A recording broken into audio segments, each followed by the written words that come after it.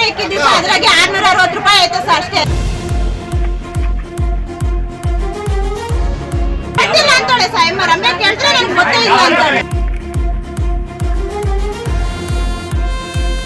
ರಮ್ಯಾನ ಒಳ್ಳೆ ಕೆಲಸ ಮಾಡ್ತಾರೆ.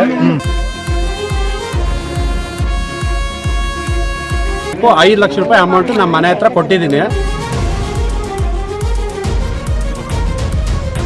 మన భానువారం వచ్చి చెప్పింగ్ వచ్చిండారు అని బుక్కులని పీక్కపోయింది రమ్య.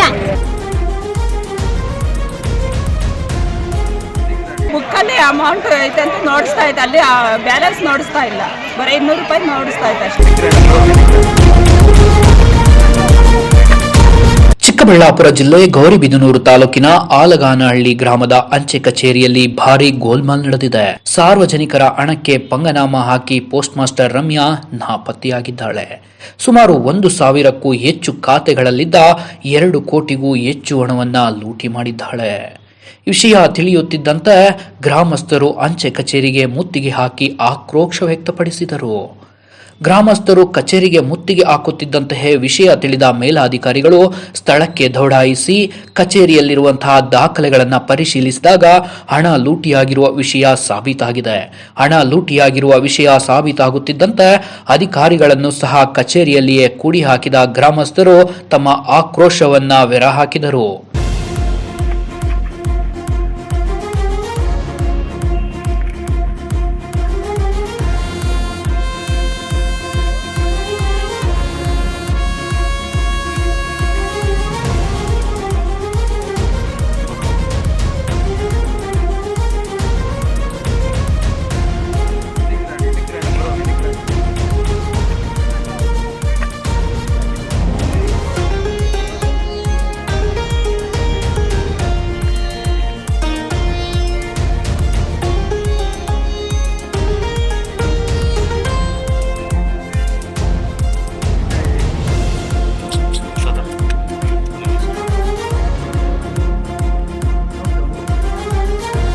ಪೋಸ್ಟ್ ಮಾಸ್ಟರ್ ರಮ್ಯಾಳನ್ನ ಇಡೀ ಗ್ರಾಮಸ್ಥರೆಲ್ಲ ಸ್ವಂತ ಮಗಳಂತೆ ಕಾಣುತ್ತಿದ್ದೆವು. ರಮ್ಯಾ ಗರ್ಭಿಣಿಯಾಗಿದ್ದಂತಹ ಸಂದರ್ಭದಲ್ಲಿ ಇಡೀ ಊರೇ ಸೇರಿ ಸೀಮಂತ ಕಾರ್ಯ ಮಾಡಿ ಗೌರವ ಸೂಚಿಸಿದ್ದೆವು.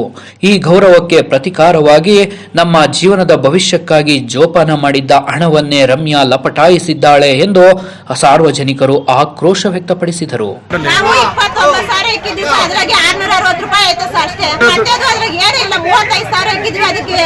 ಇದು ಕೊಡ್ಲಿಲ್ಲ, ಬುಕ್ ಕೊಡ್ಲಿಲ್ಲ, ಗೊತ್ತಿಲ್ಲ ಅಂತಾಳೆ ಸಾಯಮ್ಮ, ರಮ್ಯಾ ಕೇಳ್ತಾರೆ ನನ್ಗೆ ಗೊತ್ತೇ ಇಲ್ಲ ಅಂತಾಳೆ. ಬುಕ್ಕಲ್ಲಿ ಅಮೌಂಟ್ ಐತೆ ಅಂತ ನೋಡಿಸ್ತಾ ಇತ್ತು, ಅಲ್ಲಿ ಬ್ಯಾಲೆನ್ಸ್ ನೋಡಿಸ್ತಾ ಇಲ್ಲ, ಬರೀ 200 ರೂಪಾಯಿ ನೋಡಿಸ್ತಾ ಇತ್ತು. 1,30,000 ಮೊನ್ನೆ 17,000 ತಗೊಂಡೆ, ಇನ್ನು 1,13,000 ಬರ್ಬೇಕು ನಮಗೆ. 1,200 ತೋರಿಸ್ತಾ ಅವ್ರದ್ದು ಪ್ರಾಬ್ಲಮ್, ಅವಳು ಕಟ್ಟಿಸ್ಕೊಂಡಿರೋ ಕೇಳಿದ್ರೆ ನಾವು ಬ್ಯಾಂಕ್ ಇದ್ರಲ್ಲ ಐತೆ ಅಂತ ಹೇಳ್ತಾರೆ. ಸುಜಾತ ಅಂತ ಸರ್, ಅವಳು ಸ್ಕಾಲರ್ಶಿಪ್ ದುಡ್ಡು 2 ವರ್ಷದ್ದು ಬಂದಿತ್ತು, SB ಅಕೌಂಟ್ ಅಲ್ಲಿ ಇಟ್ಟಿದ್ಲು. ಮತ್ತೆ ಅದು ಬೇಡ, ಫಿಕ್ಸೆಡ್ ಮಾಡ್ತೀನಿ, ನಾನು ಲಾಸ್ಟ್ ಇಯರ್ ತಗೊಂತೀನಿ ಅಂತ ಫಿಕ್ಸೆಡ್ ಮಾಡಿದ್ಲು. ಬಟ್ ಇವಾಗ ಚೆಕ್ ಮಾಡಿಸಿದ್ರೆ ಅಲ್ಲಿ ಅಮೌಂಟ್ ಏನು ಡಿಸ್ಪ್ಲೇ ಬರೀ 500 ಇದೆ ಅಷ್ಟೇ ಸರ್. ಗೌರ್ಮೆಂಟ್ ಆಲ್ಗನಹಳ್ಳಿ ಪೋಸ್ಟ್ ಆಫೀಸ್ ಅಲ್ಲಿ ಒಂದು 3 ತಿಂಗಳಾಯ್ತು ಸರ್. 45,000 SB ಅಕೌಂಟ್ ಇದೆ, ಫುಲ್ ಎಲ್ಲ ಅಮೌಂಟ್ ತೆಗೆದ್ಬಿಟ್ಟು ಅವಳು ಫಿಕ್ಸೆಡ್ ಮಾಡ್ಕೊಂತೀನಿ ಅಂತ ಫಿಕ್ಸೆಡ್ ಮಾಡ್ಕೊಂಡು, ಬಟ್ ಫಿಕ್ಸೆಡ್ ಮಾಡೋದಕ್ಕೆ ನನಗೆ ಯಾವುದೂ ಪಾಸ್ಬುಕ್ ಏನು ಕೊಟ್ಟಿಲ್ಲ. ಅವಳ ಮೇಲೆ ನಂಬಿಕೆ ಇತ್ತು, ಕೊಡ್ತಾಳೆ ಬಿಡು, ಅಷ್ಟೇ ಡೆಲಿವರಿಗೆ ಕೊಟ್ಟೋದು, ಸರಿ ಬಿಡು ಡೆಲಿವರಿಗೆ ಹೋಗಿ ಮತ್ತೆ ಕೊಡ್ತಾಳೆ ಅಂತ ನಾನೇನು ಅದು ಇದು ಮಾಡ್ಕೊ ಈ ತರ ಎಲ್ಲ ಬಂದು ಇದು ಮಾಡೋ ನಮಗೂ ಅದೇನಾಗಿದೆ ಅಂತ ಗೊತ್ತೆ. ಇವಾಗ ನಮಗೂ ಅದು ಗೊತ್ತಾಗಿಲ್ಲ. ಇವಾಗ ಪಾಸ್ಬುಕ್ ಕೊಟ್ಟು ನೋಡಿದ್ರೆ ಬರೀ 500 ಇದೆ ಅಷ್ಟೇ. ನಮ್ಮ ಕ್ವಶನ್ ಅದೇ, ಅಲ್ಲಿ ಇವರು ಮಿಂಗಲ್ ಆಗಿದ್ದಾರೆ ಅಂತ ಅಲ್ವಾ?